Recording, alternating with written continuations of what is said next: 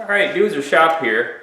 Today I want to talk to you about air compressors, compressed air systems, and more importantly,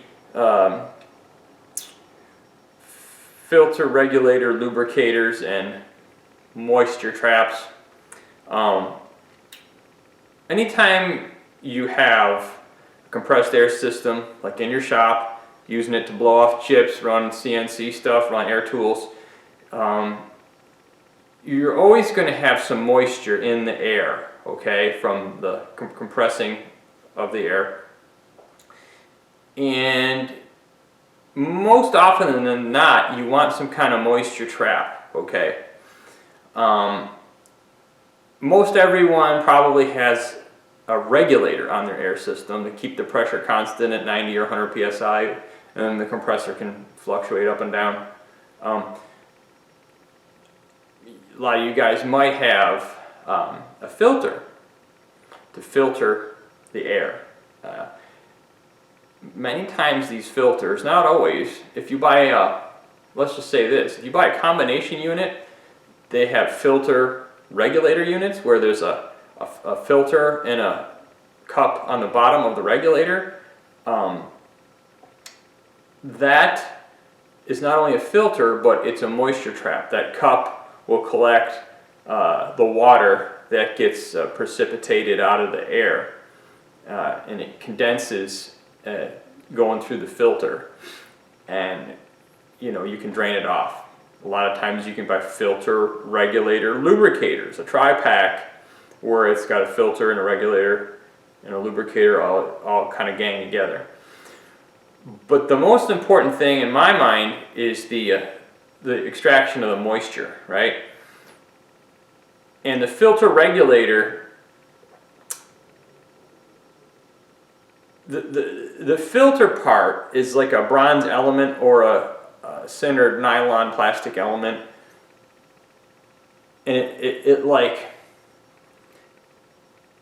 absolutely filters, but there's a little bit of a pressure drop and some moisture might come out of suspension that is in the air. They don't work really well at all. If you guys, you can look on the internet. I know Garage Journal has a lot of good articles about building your own air dryer, because these filters don't do a good job of, they're not really moisture traps that work well. They're just filters / moisture traps. So the filter regulator, you really want something a little bit different. You want a filter to filter the air, a regulator to drop the pressure, and then a moisture separator. Because one of the nice things about an air regulator is it's got like a needle and seat, like a carburetor would, and with that needle and seat there's a pressure drop. In the regulating process, there's a pressure drop, and when that pressure drop occurs in the regulator at the needle and seat,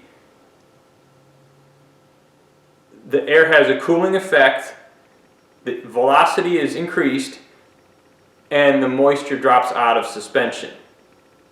So let's kind of draw like inside the regulator. I'm just going to draw like a super. I'm going to draw it over here. Can you see it yet? A super simple regulator. Here's a seat, right? And here's the needle. And I'm going to draw a little needle, right? And you might have a spring. You might have a diaphragm. And whatever. So how a regulator works is air comes in, and then the needle and seat regulates it, and air comes out. Right? It comes out all around, doesn't matter. But at this point here, right, let me circle it. Whoop. This is has a pressure drop and an increase in velocity, air speed, because the pressure is dropping because it's holding it back, but the velocity is going faster, because it's a restriction. So right here is where the moisture comes out of suspension in the air, right? So that's key. So really what you want to do is you want to have a filter, a particulate filter. Filter particles, right? To protect the system, protect the regulator. Filter, regulator. Then, what are you going to call it? A dryer? Put a D for dryer. Moisture separator, dryer. And then if you want, optionally, maybe, you want a lubrication injector. So filter, regulator, dryer, and maybe a lubricator. But usually the filter combination dryer is what is currently on the market, and that's not great. You really want the dryer after the filter. So what I did is I made a pretty cool moisture trap that I put after my regulator. So what I do is I take a T, right? This is going to be like a little cross-sectional view of a T, like a pipe T, right? So here's a black iron, could be galvanized, could be brass, pipe T, doesn't matter. So what I do is I'll put like a reducer bushing in there, right? And what I'll do is I'll maybe drill it through. Trying to get my marker where you guys are, and I'll put a pipe through it. All right. So I got this T, and this is used a lot in making a heat exchanger. You might hear the term heat exchanger T.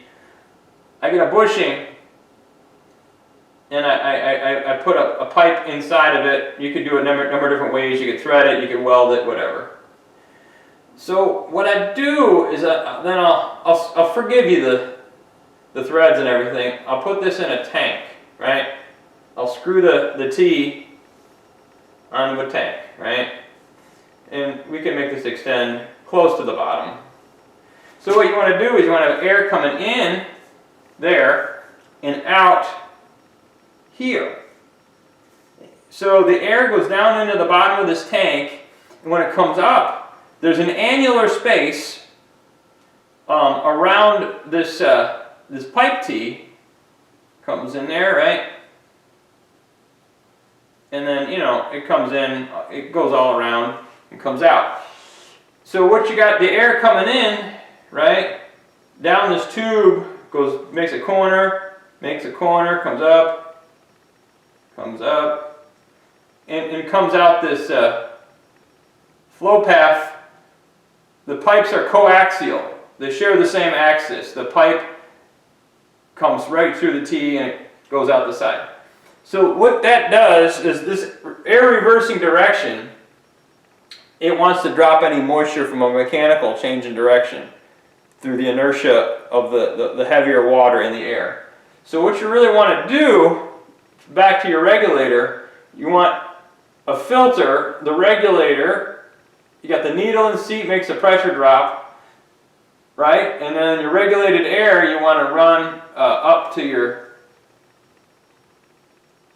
filter, moisture trap, rather. So that's how that works. Let me show you, let's go handheld, just so I can make sure that we got this on tape here, on digital tape. All right. So as I was saying, the ideal situation is filter, regulator, dryer, and then maybe a lubricator. So there's your regulator. Does the pressure drop? Goes into your modified T-fitting with a downpipe into your tank and out. And I forgot to put a drain on your tank. I mean, that's essential, right? You know what that is. So let's go we're between machines here, over to the air compressor, and Doozer's trying not to fall and trip. Yo! Alright.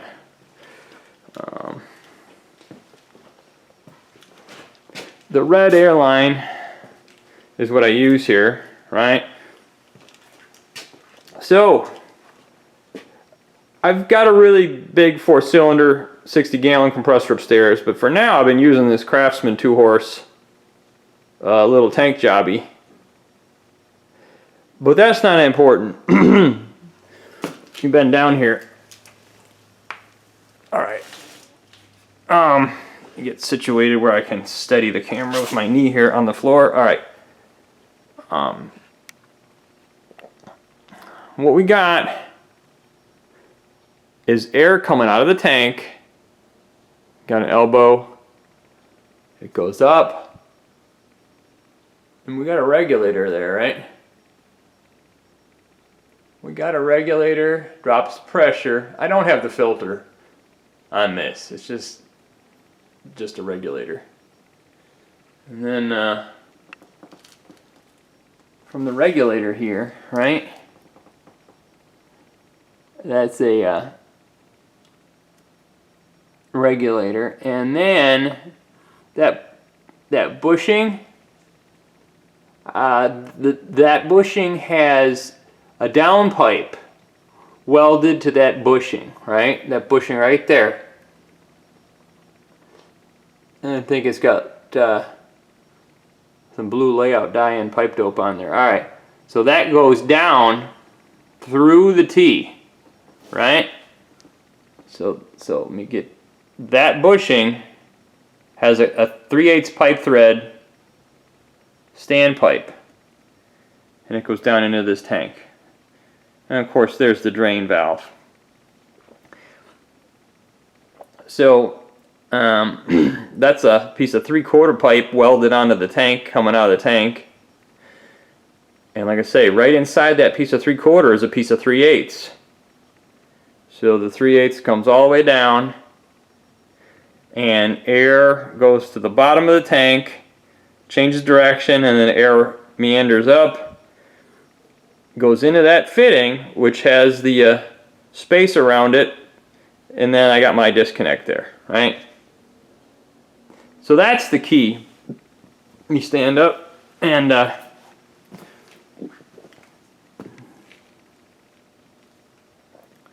air comes from the tank. That creates a pressure drop in that regulator. And then, like I said, it goes through our modified T-fitting. And like I said, the key is that bushing right there. I drew it on the board. I don't have a picture of it, but basically I got another piece of this. See, this is a 3/8 pipe, right? That's 3/8 pipe. That bushing goes from 3/4 pipe to 3/8 pipe. And it's, I think I just TIG welded the pipe, or I bored it in and brazed it, I don't remember. But long story short, that's what I got. And it works quite well, because I drain water out the bottom, right?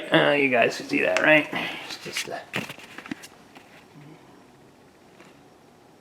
It's just a quarter turn ball valve fitting. But this is a little bit bigger than a propane cylinder. This is actually pretty thick wall. I think this is 1/8 inch wall. This was a high pressure oxygen. And it was a medical oxygen, emergency medical oxygen cylinder is what this was. So it's not a chintzy propane cylinder. It's got some thickness. I wouldn't use a propane cylinder at all, because they're just too dang thin. So that's it. I wanted to show you how to make kind of a neat air dryer. Like I said, ideally I should have a filter on the incoming end of it. It doesn't seem to get any particles trapped in the regulator with that standpipe, vertical standpipe. But anyhow, that's my air system, and it's really nice dry air. So anyhow, thanks for watching my crude little explanation of this air situation and how the filter regulator system that they sell is kind of backwards. You want the air dryer after the regulator, and that's what I've done, exactly that here. So till next time, this is Doozer Shop.